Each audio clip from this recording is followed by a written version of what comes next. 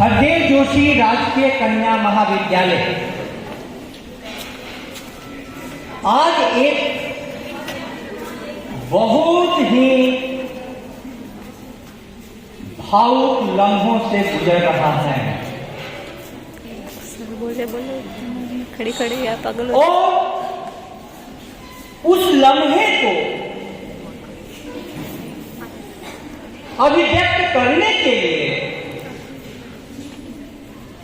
इतनी बड़ी संख्या में छात्राएं उपस्थित हुई हैं, यह शिक्षा जगत के लिए बहुत बड़े गौरव का क्षण है। जोरदार तालियों से छात्राओं के प्रेम को प्रकट किया जाए। और इस अवसर पर एक शिक्षिका जिन्होंने अपना सारा जीवन जो ज्ञान उज्जैन की नगरी में हासिल किया था, ला करके उसे बांसवाड़ा के नगर में बिखेर दिया, बांट दिया। उनका यह विदाई क्षण है और इस विदाई क्षण के अवसर पर उनके परिवार के सारे सदस्यगण जो उपस्थित हैं, उनका मैं स्वागत करता हूं। और मेरे महाविद्यालय परिवार के सदस्य, प्रोफेसर, प्राचार्य जी और छात्र संघ अध्यक्षा प्रसन्नता, आप सभी इस बात को महसूस करें कि जीवन का कुछ लम्हा होता है जिस समय दिल के दरवाजे पूरे के पूरे खुले होते हैं। उस समय हृदय में प्रवेश करना बहुत आसान होता है। आज हमारी छात्राएं अपने भावाभिव्यक्ति को लेकर इस ऊंचाई पर पहुंची हैं, जिसको देख करके अन्य महाविद्यालय को इनसे प्रेरणा ग्रहण करनी पड़ेगी, इनसे प्रेरणा ग्रहण करनी पड़ेगी।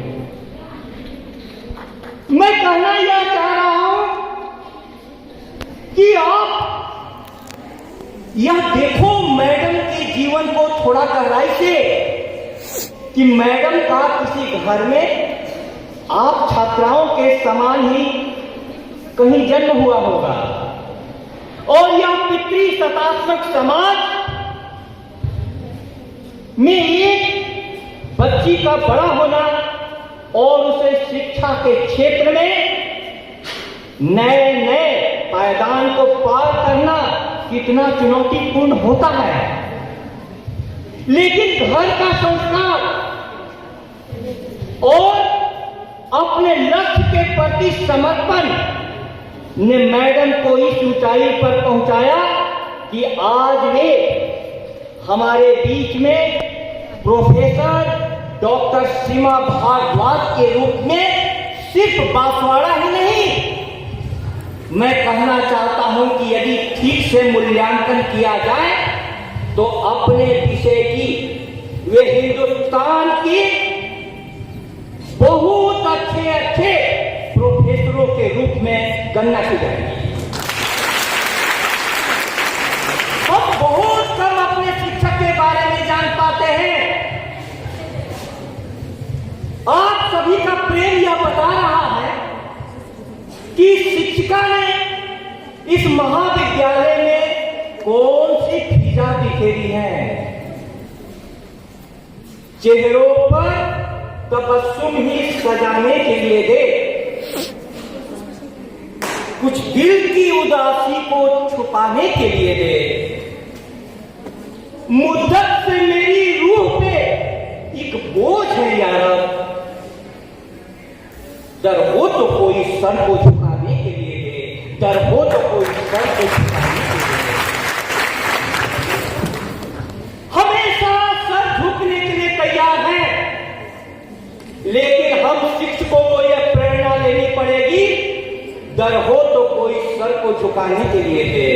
बच्चे झुकने के लिए तैयार हैं, उस प्रकार का डर तैयार करना होगा जो डॉक्टर सीमा भारद्वाज मैडम ने हमारे सामने में तैयार किया है। अभी अचानक जीवन बहुत अच्छा चल रहा था। जब मैं प्राचार्य के पद पर था तो मैडम के साथ कुछ मैं समय बिताया। परिश्रम सहयोगी होने के नाते मैडम मेरे पास बैठती थी तो पूरे प्राचार्य कक्ष का वातावरण बदल जाता था।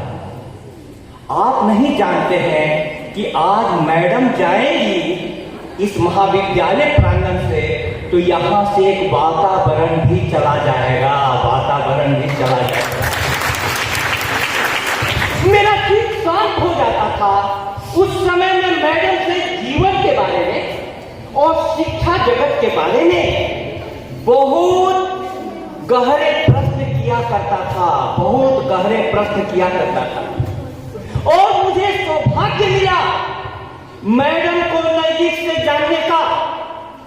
जब कोरोना काल में परिवार के सारे सदस्य एक कर हॉस्पिटल पहुंच रहे थे, मैडम यहां से बार बार छुट्टियां लेकर के अपने परिवारजनों की सेवा के लिए, माँ बाप की सेवा के लिए जाती थी। आप समझिए उस समय में कितना बड़ा संदेश है।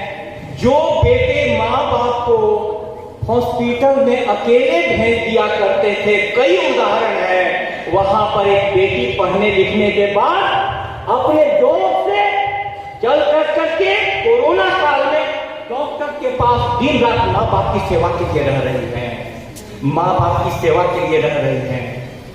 यह जगत जो बेटों को प्रधान मानता है, एक बहुत बड़ा संदेश इस प्रकार की बेटियों से जाता है कि आप किस प्रकार का जगत निर्माण करना चाहते हैं। कि एक बेटी का प्रेम घर को भी और पूरे महाविद्यालय को भी इतना भाव से भर सकता है कि सारी छात्राएं कई दिनों से इस कार्यक्रम की तैयारी कर रही हैं। और अचानक एक वक्त आया, प्रिय विद्यार्थियों, इस सभा को मैं कहना चाहता हूं कि कोरोना काल में मैडम पूरी तरह से सुरक्षित रही और अचानक एक दिन पैरालिसिस के अटैक ने पूरा वक्त बदल दिया, पूरा वक्त बदल दिया। और उस पैरालिसिस से जब मैडम खुद रही थी तब नहीं पता कि माता को क्या मंजूर था कि बीच में कैंसर का अटैक हो गया, कैंसर का अटैक हो गया। जब मैंने उस दौरान मैडम को देखा, रात भर सो नहीं पाया। उसके बाद मैंने मैडम से एक दिन समय मांगा कि आप मुझे मिलने के लिए समय दीजिए।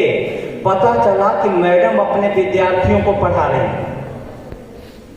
कोई पैरालिसिस अटैक ने, कैंसर ने अपने विद्यार्थियों को ज्ञान बांटता रहे, यह तो उपनिषद के ऋषियों की याद आ जाती है। यह तो उपनिषद के ऋषियों की याद आ जाती है। यह शिक्षक और छात्र का संबंध गुरु शिष्य के संबंध में परिणत हो जाता है। भारत की पावन वसुधा पर गुरुपद पूजित और महान, वेदों में भी किया गया इस पावन पद का बड़ा बखान। देवों से भी पहले जिसका नाम उचारा जाता है, जो सच्चा पथ दर्शन देकर मंजिल तक पहुंचाता है। गुरु शिष्य का यह शुभ नाता सोचो पावन है कितना। हिमगिरी के शिखरों से निकले गंगा मां के जल जितना। इस नाते की मर्यादा को निभा सके हम कुछ ऐसे, गुरुवर रामकृष्ण बन जाए शिष्य विवेकानंद जैसे। गुरुवर रामकृष्ण बन जाए शिष्य विवेकानंद जैसे। आज गुरुवर रामकृष्ण परमहंस नहीं है, लेकिन गुरुवर प्रोफेसर डॉक्टर सीमा भारद्वाज मैडम तो है। कई सीमा भारद्वाज मैडम को पैदा करना होगा। हमें इस प्रकार के उदाहरण को आगे बढ़ाना होगा। मैं देखता हूं कि प्रसन्नता सारी बच्चियां जब मैडम आती थी तो उनको कार से उतारने के लिए, और जब तक मैडम कॉलेज से नहीं जाते थे तब तक इंतजार। तब तक पास में मैंने इन बच्चियों को देखा कि कितने जिस बीमारी ने मैडम को अटैक किया, लेकिन वो हारा नहीं। उनका आज मैं कथन पढ़ रहा था, उन्होंने कहा कि शरीर विकलांग हो सकता है, आत्मा कभी भी विकलांग नहीं हो सकती। 76 वर्ष की उम्र तक उन्होंने एक से एक विज्ञान के सिद्धांत दिए और आविष्कार किए। मैं इस मंच से क्यों कहना चाहता हूं, आपका प्रेम और परमात्मा के आशीर्वाद से वह दिन भी हम देखेंगे कि मैडम इस सेवा के बाद समाज को और देश को कुछ नए नए सिद्धांत और आविष्कार देंगी। एक शिक्षक के पास अंतिम समय तक हमेशा कहने के लिए बहुत कुछ है। मैं अपनी वाणी को विराम दूं आपके प्रेम के कारण और मैडम के प्रति अत्यंत अपने लगाव के कारण कुछ ज्यादा यदि समय लिया है तो क्षमा करेंगे, लेकिन मैं गुस्ताखी यह करना चाह रहा हूं कि आप मैडम के जीवन को ध्यान से देखें। इस जीवन की बहुत दिनों तक छाप आपके दिलों में बनी रहेगी। और अपनी वाणी को विराम देते हुए इतना ही कहना चाहता हूं, देखना जो चाहते हो, आप लोग जोर से बोलो, देखना जो चाहते हो इनकी उड़ान को थोड़ा और ऊंचा उठा लो आसमान को, उठा लो आसमान को।